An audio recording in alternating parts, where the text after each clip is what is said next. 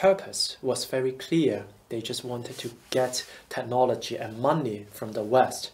And they don't plan to really open up the society. We organize protests, we advocate for Hong Kong independence, and of course, in the eyes of the regimes, they are not happy with us. So I got arrested several times. We are Hong Konger, not Chinese. So we could think out of the box that Hong Kong has to be part of China. But Hong Kong is not an almost justice society. It's completely injustice.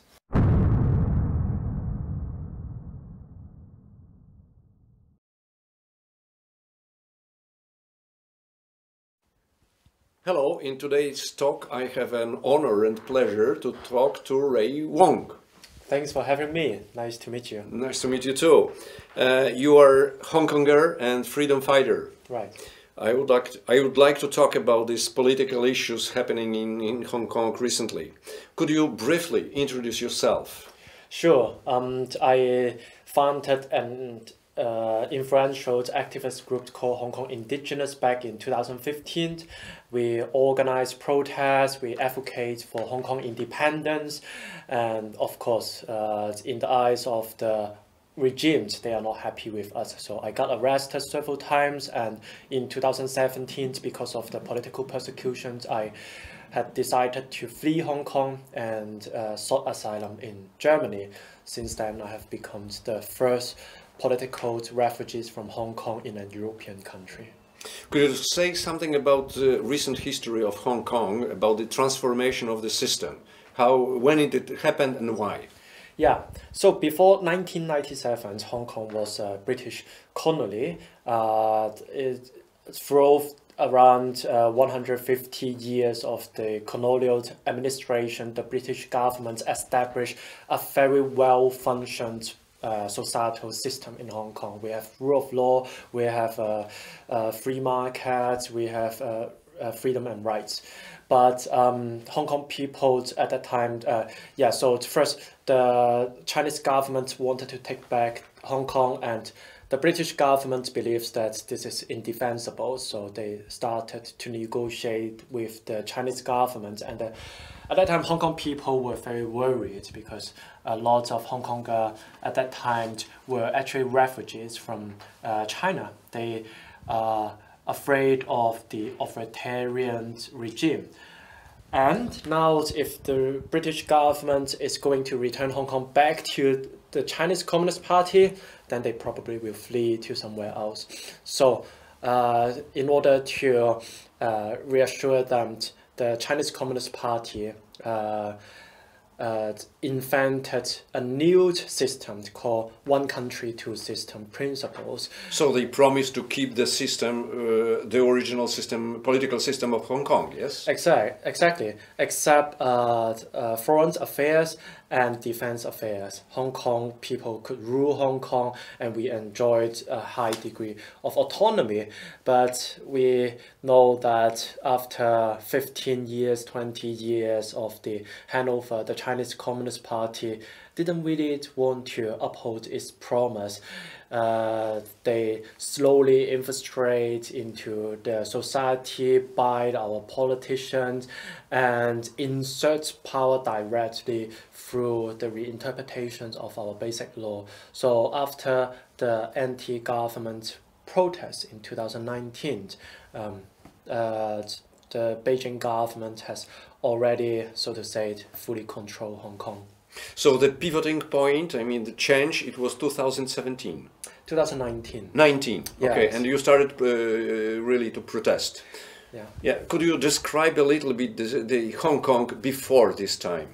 Yeah. 5 years after handover, in that period, Hong Kong was still the Hong Kong we know. We still have all kind of freedom and rights. But in 2003, the Chinese government has already forced the Hong Kong government to impose the national security law. But at that time, Hong Kong people, 500,000 of people took to the street, and the government suspended the legislation.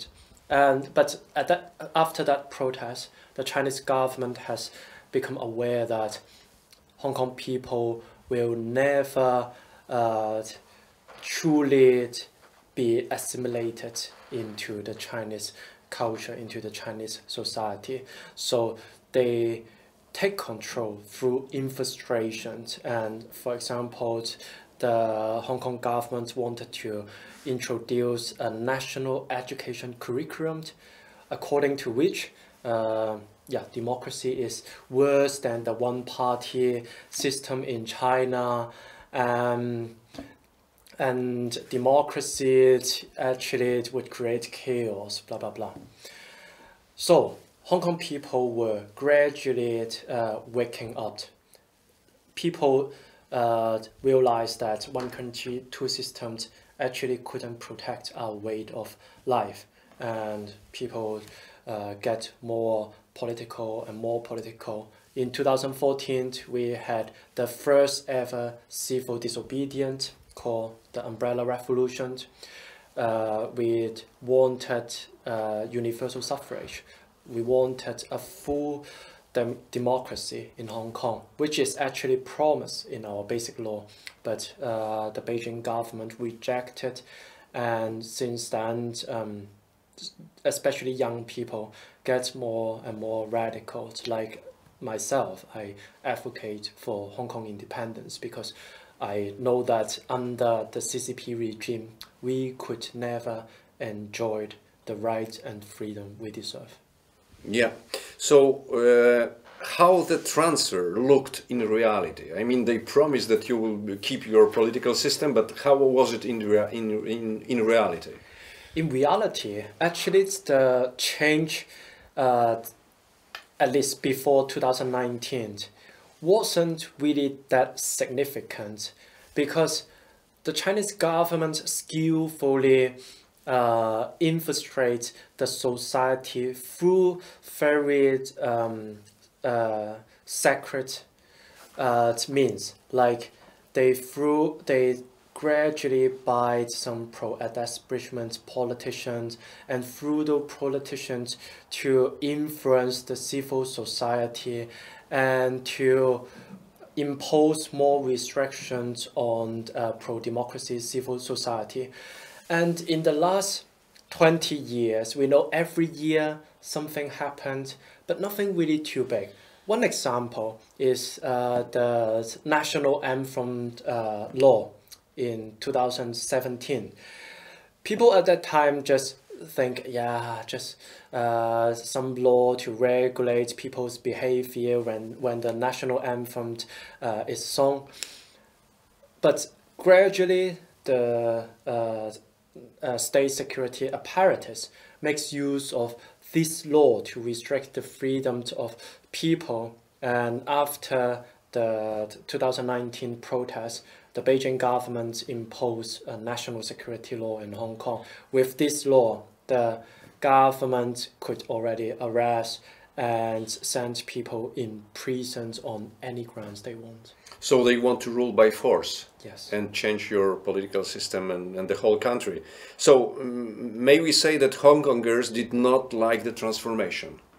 Definitely. Otherwise, there won't be 2 million people talk to the place fighting against the change in 2019. And it's actually very remarkable because the democracy movement in Hong Kong has always been very peaceful. Even in 2014, when the Chinese government blocked our democratic development, Hong Kong people just resorted to occupation. And when police came to beat up protesters, people were just sitting there, absolutely peaceful. But in 2019, we saw rapid change. Even some professional middle-class people, I heard from a friend in the Chinese university, he told me even some professor were making Molotov cocktails, throwing it to the police together with students. And I think it's more or less reflect how much anger Hong Kong people have accumulated in the last few years. So you were, as a population, were dissatisfied with the new regulations, and so how the grassroots movements was born, was created? What were the initiators? So what pushed you to create the grassroots movements, and what kind of organization you managed to create?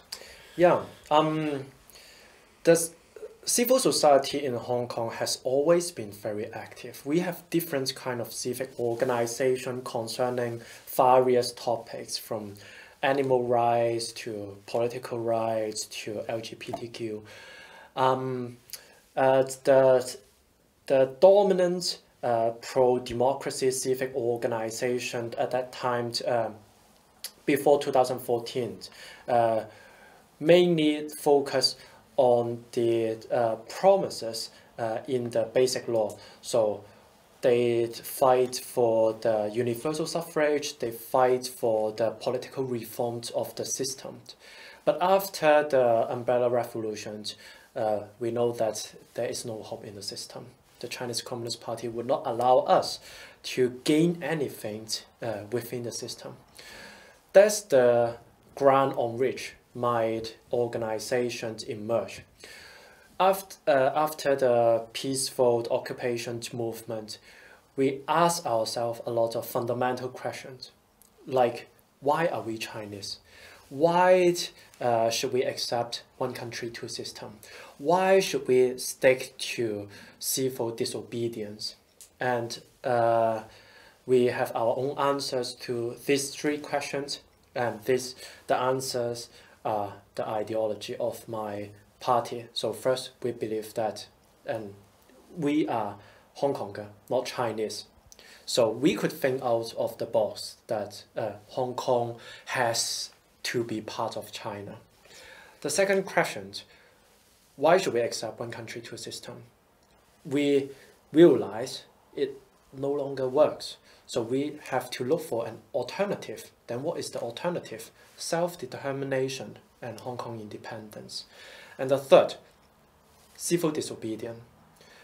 We understand that civil disobedience works in an almost justice society, which means through the disobedience of a particular law, the government will be pressurized to refute and to change some particular law.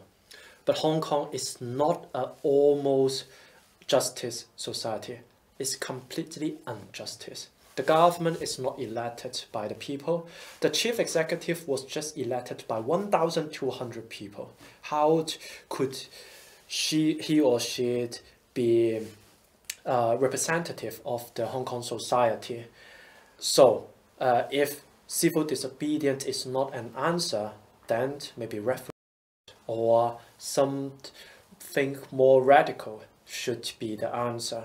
So we combined, we are Hong Konger, we advocate Hong Kong independence, we advocate a more proactive means to pressurize the government.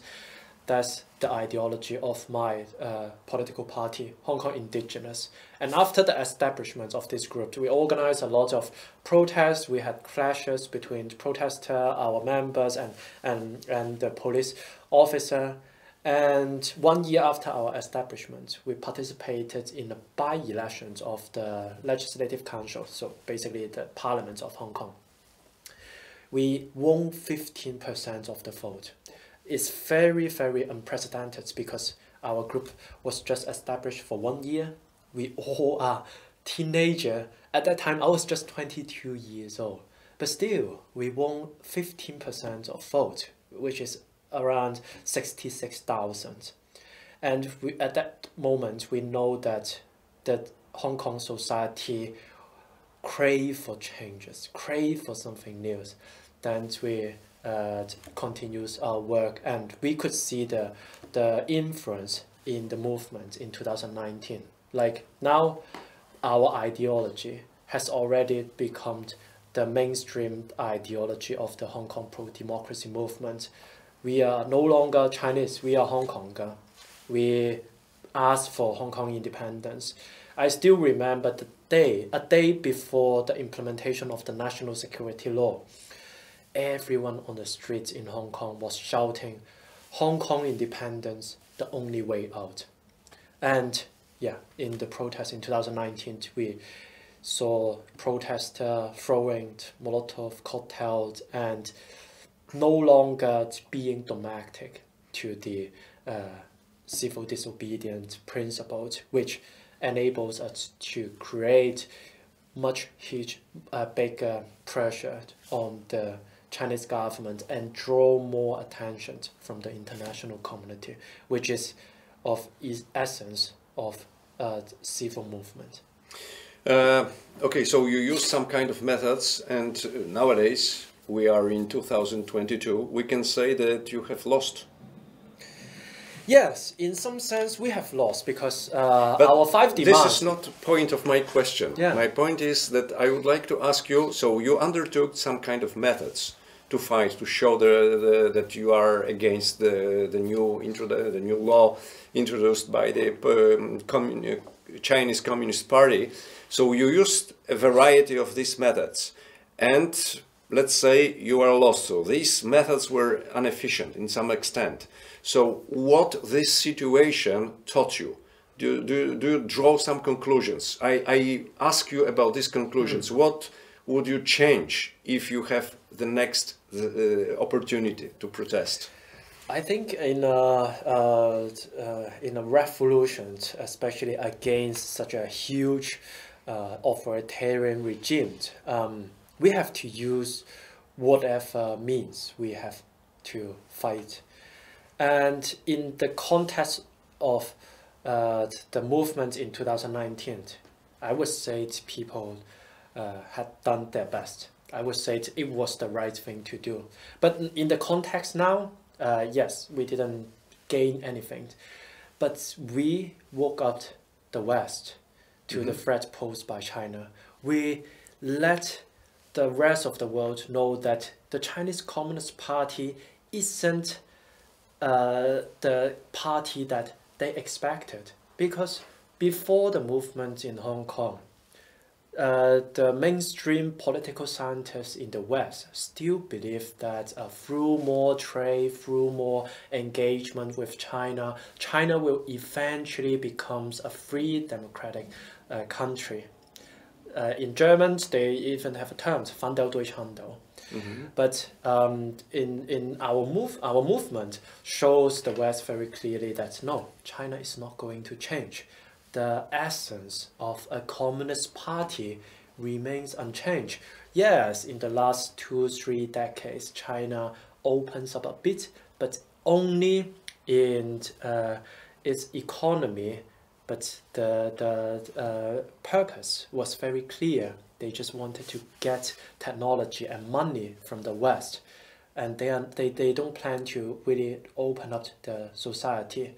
And I think once the West realized it, they would change their strategy to China. And now our movement has entered another phase. We no longer fight on the streets because of the law, the national security law. The risk is too high. Also because now what we need is not to wake up the people inside and outside. People are awake already. Now we need technical discussions about how to decouple with China, how to cut off the support for this authoritarian regime. And what about people living in Hong Kong? Do they have right to go away, to fled from Hong Kong? Remain still free or not? Yeah, people still enjoyed freedom of movement. If they want to leave Hong Kong, they are still free to leave. That's why after the implementation of the national security law in 2020, we see a huge exodus from Hong Kong to various countries, to the UK, US, Canada, Australia. Some also come to Europe. Mainly Anglo-Saxon countries. Mainly Anglo-Saxons, because, well, we could speak English already. Yeah. Why bother to learn a new language, Yeah. right? And it's not fun. Yeah. So we mainly immigrate into Anglo-Saxon sphere. Yeah, I think it doesn't mean that the Hong Kong society has completely failed. We have lost everything. No, it just means that the future of the development of the Hong Kong people will become more diverse because we move to different country, different culture. We learn the values from different systems, and we would come up with a better and something renovative about the future of Hong Kong. And I think that's a very exciting new phrase. Yeah. So at your age, I was involved in a whirlpool of socio-political changes in Poland. The hope, we have a big hope because we are just quitting the system, which was hopeless economically. It was a disaster, and we dream about the democracy, the free market, and so on and so on. So, but I saw that, me personally, I was very naive. I didn't know anything about how society functions. And can you say how you feel being in such a whirlpool, but in another direction? Yes, it's of course very frustrating because before getting involved in politics, my life plan was very simple. Like every ordinary people living in a free society, just travel around, find out what I want to do in my life, and maybe have a family. But because of all these political changes, I realized that that's my duty. I should preserve our identity, preserve our culture, not only for the sake of myself or people I love, my friends, but also for our next generations, and also even broader for the whole humanity, because losing freedom in one small place is losing freedom of the whole free world. Yeah, and how do you see the future of Hong Kong? In short term, the future of Hong Kong is very gloomy because, as I said, the risk for any resistance movement is too high. Of course, still a lot of people are working underground in Hong Kong to promote democracy and freedom, to consolidate civil society in Hong Kong. But still, to be honest, the rooms for anything in Hong Kong is very limited. But in the long term, I'm quite optimistic because the West has finally woken up. The West is no longer providing, or still to a certain extent, but it's reducing the financial support for this authoritarian regime. Why China has grown so strong in the last 2-3 decades, mainly because of Western investments and technology from the West. They use Western technology to develop the surveillance system, using AI, using facial recognition to build this social credit system to control its people. The state security apparatus costs a lot. But now they have enough money because of Western investments and also because of the business relationship with the West built in the last 2-3 decades. But I could imagine if the West gradually retreats from China and gradually restrict the exchange of technology with China. China first will lose technology to develop the surveillance system. Secondly, they will lose the money to sustain this state security apparatus. And I think at that time there will be cracks in the society for people to fight against this authoritarian system and for more freedom and rights. there are a lot of people in Poland who are saying and stating that China nowadays created the best economical system, that the people are, you know, full of energy, they want to work, and they create new technologies and so on and so on. However, I am observing China personally. I see a lot of similarities with the regime we have already in the Soviet Union. So one guy who stays in the power and he becomes, you know, some kind of tyrant. They develop the surveillance systems and so on and so on. So how do you see the future of People's Republic of China? I think we have to admit that China has developed a very sophisticated slave system. And because of this sophisticated slave system, they could mobilize huge amounts of people to work in one particular goods or in one domain. That's why we see, for example, the automotive industry in China has developed rapidly. But we have to ask whether the slave system is already enough for a real sophisticated economy. I think, as far as copying is concerned, the slave system works. But yes, about inventions... Exactly.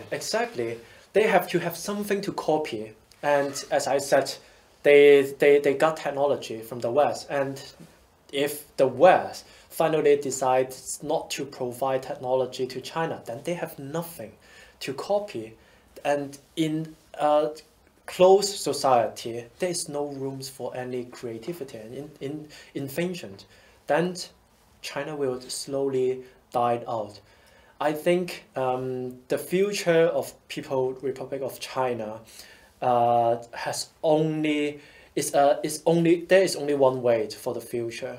Is they will get more authoritarian, and then they will go crazy. Probably they will military invade Taiwan, and then get sanctions by the whole world. And yeah, they could survive all these sanctions for a period of time until people cannot be live under sanctions anymore. Like we have seen that in Iran, people are protesting against this regime. In Russia, not that much, but we could see this content is growing. It's just a matter of time, because it's the nature of human being that we want to strive for better life, for better system. And so the only future for China is to go crazy, get sanctioned, get poor for a long time, and then there will be changes. Probably. So my life experience drove me to the investigation of how society works, you know, in generally. Yeah. I know that everybody all over the world like money, to get money for free. And we know that every socialism, whenever and wherever it is introduced, it drives the country towards economical collapse. Okay, so there are some patterns in this way. And also there is one unique socio-political system in the world. I became the strong advocate of this system, but previously I didn't know anything about it. But we wrote a book about this. This is a book. Do you know why you don't know who the president of Switzerland is? Yeah. It's a very short introduction, because it's here is it, Polish version, English version. Okay. So I would like to offer you this book, because you know also German. Yeah. So this is a German-speaking country, and it's a very nice short introduction to this political system, which is created not from the above, but from the bottom. Bottom up. Yes. Bottom up, and there are very different patterns and mechanisms working in this kind of society. So I am very strong advocate of this system, and I am discoverer of all, you know, a lot of patterns, mechanism in the societies. And if you would be interested in exchange some experience and, you know, some theories, I will be very glad. And so I wish you a lot of success in what are you doing, and I'm really sad about the situation in Hong Kong, but probably sooner or later our world will change, because I think that the tyrant-like management of countries and then of the whole world, it will not work. Yes. We will suffer you know, the big explosion and maybe a big disaster. Thank you very much for this very interesting interview. Thanks for having me, and thanks for the lovely book.